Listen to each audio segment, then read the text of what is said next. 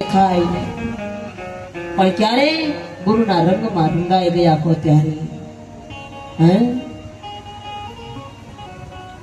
તો રંગાઈ જાને રંગમાં સીતારામ તણા સત્સંગમાં રંગાઈ ગયા હોય ત્યારે રંગ લાગે। ગુરુજીએ કહ્યું, ગુરુજી આપ મને સાથે લઈ જાઓ, હું આપના શરણે છું, હું તમારા ઓટલા પર પડ્યો રહીશ, હું તમારું હલકામાં હલકું કામ કરીશ, પણ મને તમે સાથે લઈ જાઓ। ગુરુદેવે કહ્યું કે આ જન્મમાં તારે માતાનું ઋણ ચૂકવવાનું છે, માટે માનો ત્યાગ નહીં કરીશ, નહીતર તારે ફરીથી જન્મ લેવો પડશે। તું ઘરમાં રહી પ્રભુનું ભજન કર।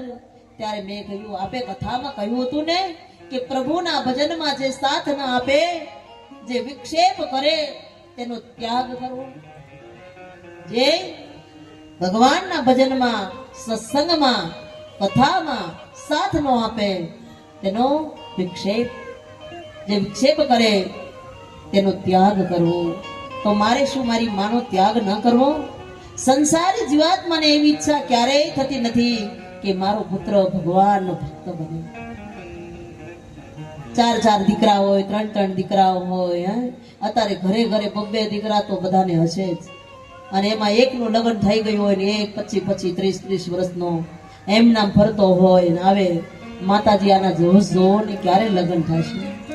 આપણે પૂછીએ કેટલી ઉંમર થઈ કે 30 વર્ષ, 35 વર્ષ, આપણે કહીએ હવે 35 વર્ષે છોકરી ક્યાં મળે, સાધુ બની જાને? અરે ના રે, હે તમને ઘરમાં જે ન ગમતું હોય જ આપણે કોકને દઈએ છીએ, જે ઘરમાં ગમે છે, નોકરી કરીને લાવે છે, પગાર મહિને આપે છે, એને સાધુ બનવા દેવાય ના દેવાય? કેટલો સ્વાર્થી જીવ છે।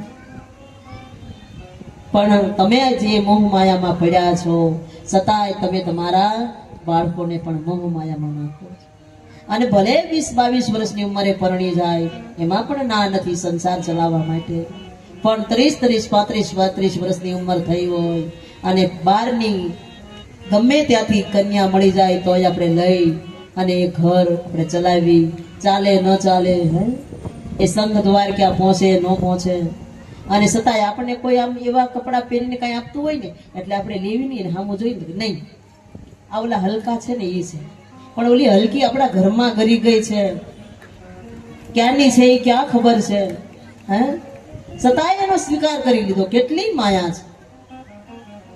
અને આપણે કેવી તમે કેવા ને ક્યાંથી પરણીને લાવ્યો, હવે ક્યાંથી પરણીને સિકલીથી પરણીને લાવે, અને કોઈ વસાવાથી પણ કેવા છે કે વસાવા કેમાં આવતા હોય ક્યાં ખબર,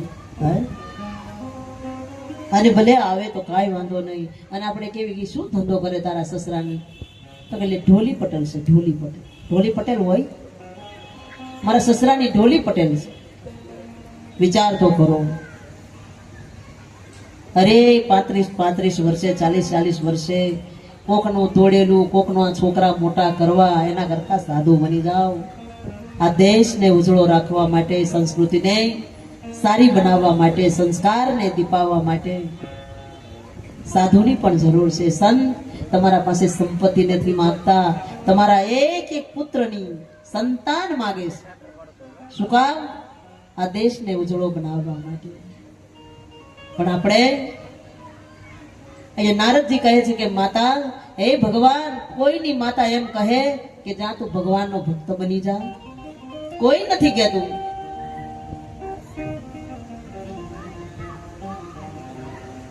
ત્યારે સંતે કીધું તું ઘરમાં રહી પ્રભુનું ભજન કરજે।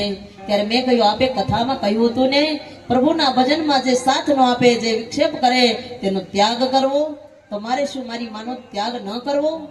સંસારી જીવાતમાં એવી ઈચ્છા થતી નથી કે મારો પુત્ર ભગવાનનો ભક્ત બને, મને તો તમારી જોડે લઈ જાઓ। મીરાબાઈને લોકો બહુ ત્રાસ આપતા હતા, ત્યારે મીરાબાઈએ તુલસીદાસને પત્ર લખ્યો। હું 3 વર્ષની હતી ત્યારથી હું ગિરધર ગોપાલને વરી છું, ગિરધર ગોપાલ સાથે પરણી છું, આ સગા સંબંધી મને બહુ ત્રાસ આપે છે, તો હવે મારે શું કરવું? ત્યારે તુલસીદાસજીએ ચિત્રકૂટથી મીરાબાઈને પત્ર લખ્યો છે। કસોટી સોનાની થાય છે, પિત્તળની નહીં. તારી આ કસોટી થાય છે. જેને સીતારામ પ્યારા ન લાગે, જેને રાધે શ્યામ પ્યારા ન લાગે, તો તેવા સગો ભાઈ હોય તો પણ તેને છોડી દેવો. વિભીષણને ભાઈ આડો આવ્યો તો પોતાનો ભાઈને છોડી દીધો. એટલું જ નહીં, સુરદાસજીને પોતાની આંખો આડી આવી તો તેણે પોતાની આંખોને ફોડી નાખી. હું દુસંગ સર્વથી તજવા યોગ્ય છે. મીરાબાઈએ આ પત્ર વાંચ્યો, પછી મેવાડનો ત્યાગ કર્યો અને વૃંદાવનમાં આવ્યા છે. ભક્તિ વધારવી હોય તો મીરાબાઈનું ચરિત્ર વાંચવું. ત્યારે ગુરુજી એમ કહ્યું, તું તારી માં નો ત્યાગ કરીશ તો મને ઠીક નથી લાગતું. તારા ભજનમાં જો માં વિક્ષેપ કરશે તો ઠાકોરજી કઈક લીલા કરશે. માટે ઘરમાં રહે અને મહામંત્રનો જાપ કર. સતત જાપ કરવાથી પારબ્ધ ફરે છે. મારા ગુરુજી મને છોડીને જતા રહ્યા, મને ઘણું દુઃખ થયું. દુર્જન જ્યારે મળે છે ત્યારે દુઃખ આપે છે, સંત જ્યારે આપણને છોડીને જાય છે ત્યારે દુઃખ થાય છે. આટલું કહેતા કહેતા નારદજી રડી પડ્યા. પછી મેં જપ હાલતા ચાલતા સપનામાં પણ શરૂ કર્યા. 1 વર્ષ સુધી વાણીથી જપ કર્યા, 3 વર્ષ સુધી કંઠથી જપ કરવા, 3 વર્ષ પછી મનથી જપ કરવા, એ પછી અજંપા જાપ શરૂ કરવા. મને ગમતું ન હતું તેમ છતાં મેં 12 વર્ષ સુધી 12 અક્ષર મહામંત્રનો જપ કર્યો છે. મનુષ્ય જપ કરે છે પણ સળ કપટ પણ કરે છે તો તેના પુણ્યનો નાશ થાય છે. માની બુદ્ધિ ભગવાન ફેરવશે એમ માની મેં કદી માં સામે જવાબ આપ્યો નહીં. મેં મારી માનો કોઈ દિવસ અનાદાર કર્યો નહીં. તે પછી માતા એક દિવસ ગૌશાળામાં ગઈ અને એને સાફ કર્યો. માએ શરીરનો ત્યાગ કર્યો. મેં માન્યું કે મારો ઋણ સંબંધ પૂરો થયો. પછી મેં માના શરીરનો અગ્નિ સંસ્કાર કર્યો. ઘરમાં જે કાંઈ હતું તે મેં માની પાછળ વાપરી નાખ્યું. મને પ્રભુમાં શ્રદ્ધા હતી તેથી મેં કાંઈ સંભળ્યું નહીં. પહેરેલે કપડે મેં ઘરનો ત્યાગ કર્યો છે. 12 વર્ષ મેં અનેક તીર્થોમાં ભ્રમણ કર્યું. એમ ફરતા ફરતા હું ગંગા નદીના કિનારે આવ્યો. એક પીપળાના ઝાડની નીચે બેસી જઈ જપ કરતો હતો. ત્યાં મને ભગવાન કૃષ્ણની ઝાંખી થાય છે કે મારા ભગવાન પીળું પિતાંબર પહેર્યું છે. મારા કૃષ્ણએ લલાટમાં કસ્તુરીનું તિલક કર્યું છે. વક્ષસ્થળમાં કૌસ્તુંભ માળા ધારણ કરેલી હતી. નાકમાં મોતી પહેર્યું હતું. આંખો પ્રેમથી ભરેલી હતી. હું દોડી તેમના શરણમાં વંદન કરવા ગયો. ત્યાં તો તે અંતર ધ્યાન થઈ ગયા. રામચરિત માનસની સુંદર મજાની સોપાઈ છે. જન્મ જન્મ મુનિ જતન કરાય, શ્રી રામ જય રામ જય જય રામ.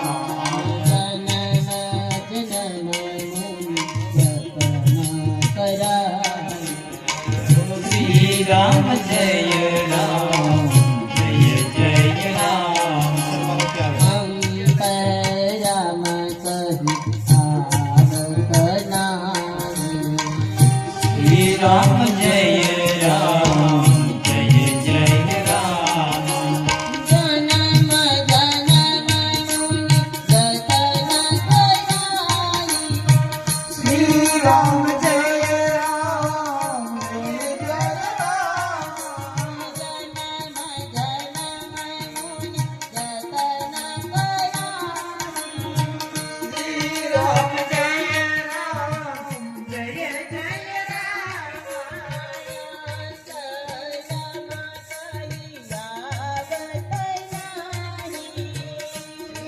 રામ જય રામ જય જય